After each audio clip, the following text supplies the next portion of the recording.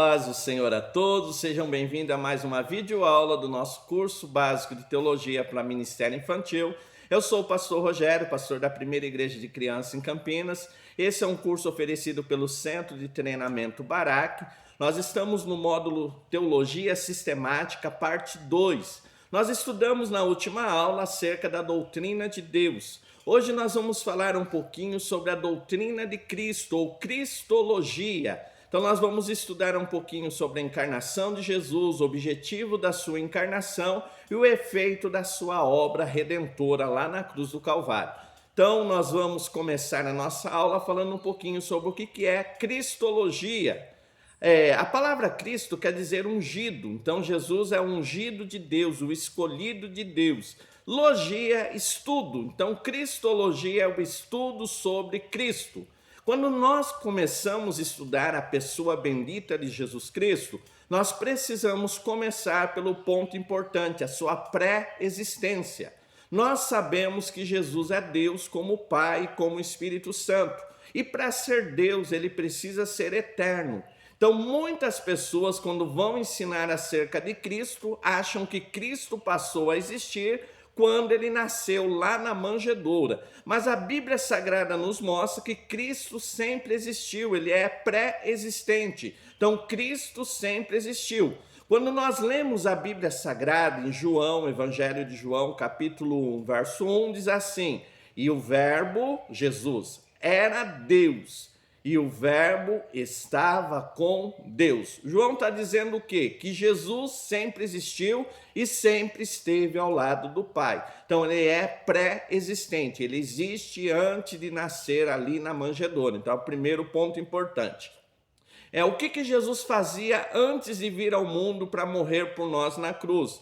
Ele esteve com Deus lá na criação. Quando nós lemos Gênesis capítulo 1, verso 26, Deus fala assim: façamos o homem à nossa imagem, conforme a nossa semelhança. Então o verbo está no plural, existia mais alguém com Deus ali na criação. Quem era? Jesus e o Espírito Santo estavam com Deus na criação. Então ele estava com Deus na criação e ele é semelhante a Deus.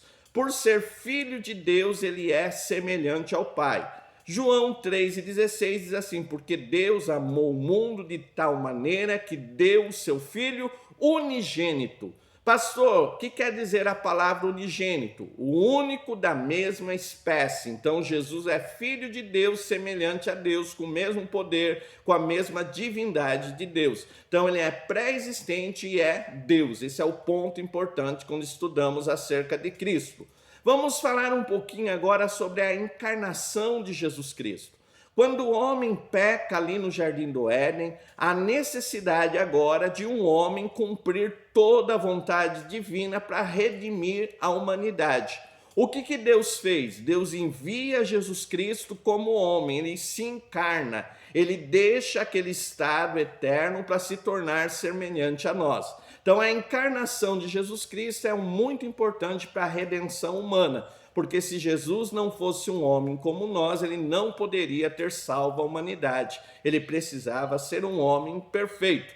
Então a Bíblia Sagrada nos diz que a encarnação de Jesus, ela foi sobrenatural. Então Jesus nasceu diferente de mim e de você. Nós nascemos através do contato humano. Jesus foi obra do Espírito Santo, foi uma obra sobrenatural de Deus. Então nós precisamos entender isso, que o nascimento de Jesus, a encarnação de Jesus é algo sobrenatural da parte de Deus.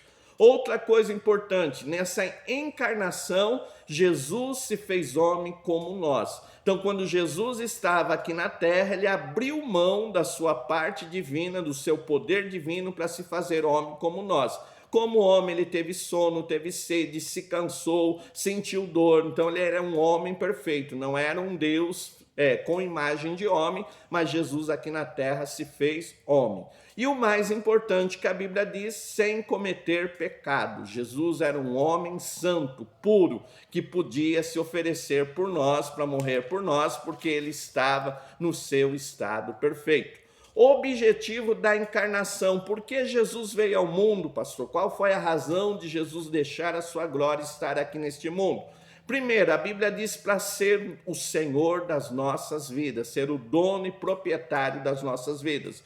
Lucas capítulo 2, verso 11 diz assim: porque hoje na cidade de Davi vos nasceu o Salvador, que é Cristo o Senhor. Os anjos, quando anunciam o nascimento de Jesus, dizem: ele veio para ser Senhor, ser o dono da nossa vida. Então a encarnação de Jesus serviu para isso, para que ele fosse dono da nossa vida. Outro ponto, ele nasceu para ser o nosso Salvador. Estávamos condenados ao pecado, ninguém poderia ser salvo, mas a Bíblia diz que Deus faz um plano de salvação e coloca Jesus Cristo, o seu Filho único, como o caminho da salvação.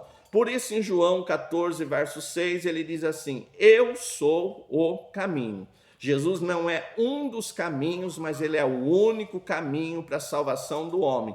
Por isso ele se fez homem, para ser o nosso Salvador. Outra coisa, ele é o nosso remidor.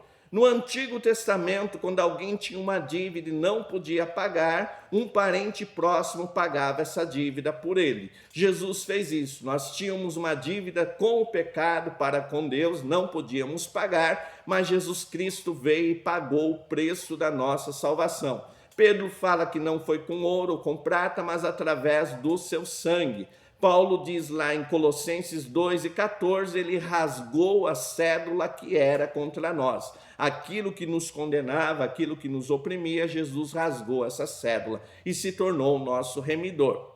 E ele veio a este mundo para ser o nosso substituto. João capítulo 1, verso 29, João Batista olha para Jesus e diz: ele é o Cordeiro de Deus que tira o pecado do mundo.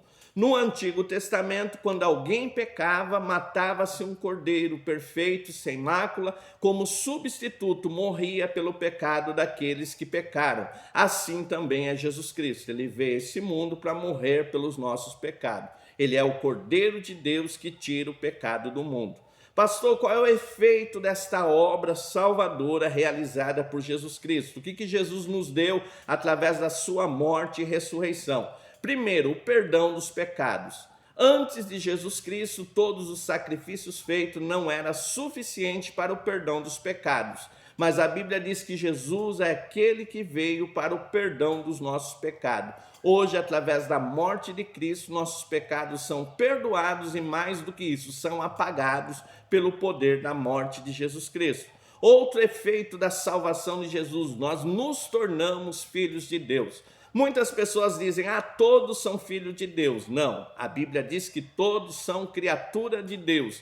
Mas João, no Evangelho, capítulo 1, verso 12, diz assim: todos quanto receberam, deu-lhes o direito de serem feitos filhos de Deus. Através de Jesus Cristo, nós somos filhos de Deus por adoção. Então, só através de receber Cristo na vida, nos tornamos filhos de Deus. Outra coisa, Jesus nos deu certeza de salvação. Muitas pessoas acham: eu não posso dizer que eu sou salvo, vou ser salvo só lá quando eu morrer. Não, a Bíblia diz assim: agora nenhuma condenação há para os que estão em Cristo Jesus, que não andam mais segundo a carne, mas segundo o Espírito. Então ele nos deu certeza de salvação. Nós não seremos salvos, nós já somos salvos, fomos salvos por Jesus Cristo. E outro efeito foi a esperança da sua volta. Jesus foi ao céu, voltou para o Pai, mas ele disse: eu vou voltar para buscar vocês. E até hoje a igreja tem a esperança da volta de Jesus Cristo.